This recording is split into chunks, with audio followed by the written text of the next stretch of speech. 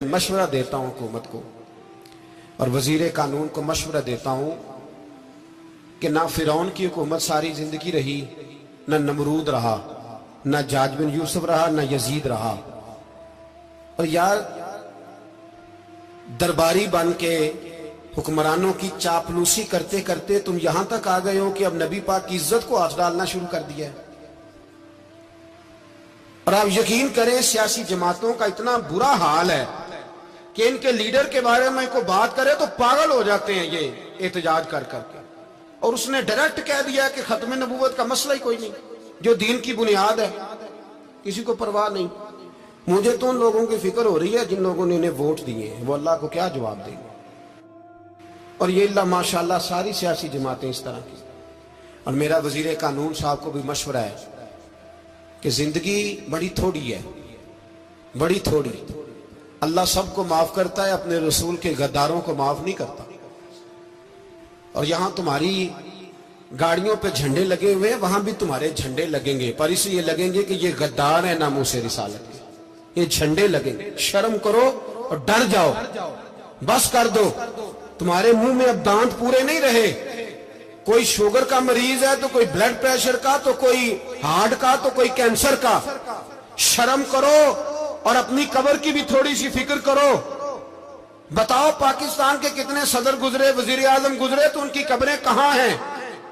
कोई जाता है उनकी कब्रों पे? किसी को खबर है? क्यों अपने लिए जहन्नम इकट्ठी करते? सारा कुछ दुनियादारी रह गई है, सारा कुछ सिर्फ यही रह गया। हजरत अबू बकर सरदार थे, हजरत उमर सरदार थे कबीले, हजरत उस्मान सरदार थे। उन्होंने सरदारियों को ठोकर मार के रसूलुल्लाह के कदमों में बैठना पसंद किया। सरदारियां छोड़ के गुलाम बन गए। तुम सरदारियां बचाने के लिए रसूलुल्लाह की गद्दारी करते हो, शर्म नहीं आती। और कौम शिकवा है मुझे इन लोगों से जो मौलवी तो कह देते हैं तू सियासत नकार, और किसी सियासतदान को मना नहीं करते कि जब तुझे सूरत फातिहा भी नहीं आती तो तुझे किसने इजाजत दिया इतनी बड़ी बात। और मैंने पिछले से पिछले जुम्मे भी कहा था, फिर कहता हूं और ऑन दी रिकॉर्ड कहता हूं, मरज़ई कल भी काफिर थे, आज भी काफिर और कयामत तक। और जो उनके कुफर में शक करे वो भी, और पक्का बेईमान है, काफिर है। वो वजीर कानून हो या सुबाई हो या विफाकी हो, मन शक्का फी कुफर ही फकत कफर। जो मरज़ई के कुफर में शक करे वो भी काफिर है। हमारे रसूल आखिरी रसूल है।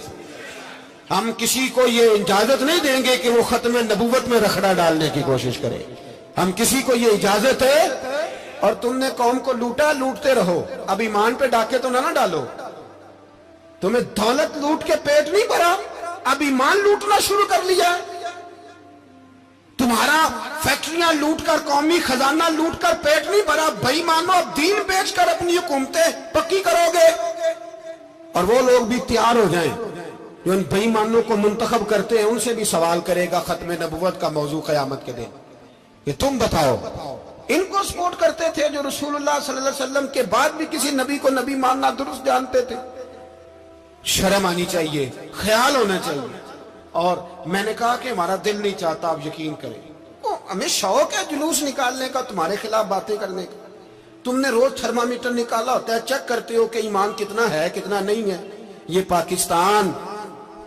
पाकिस्तान अगर सूबा सिंध है तो हजरत अब्दुल्ला शाह गाजी का है, अगर बलोचिस्तान है तो हजरत बाबा अब्दुल रहमान का है, और अगर पेशावर है तो वो सूफिया का है, और अगर ये धरती पंजाब है तो ये दाता अली अजमेरी की है, ये बाबा फरीदुद्दीन की है।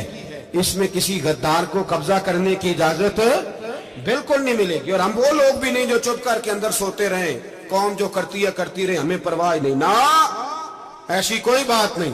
कोई बंदा ना समझे कि इन्हें होश नहीं, इन्हें पता नहीं, हमें सारा कुछ ही आता है। फिर अगर कल को कोई मुमताज कादरी पैदा हो गया तो शिकवा ना करना।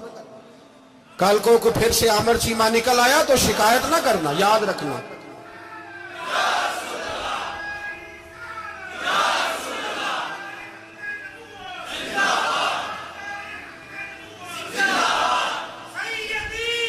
तो मेरे भाई खोल के बोलो, या नबी रसूल के बोलो।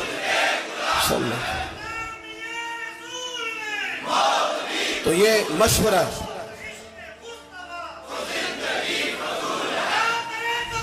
جزاک اللہ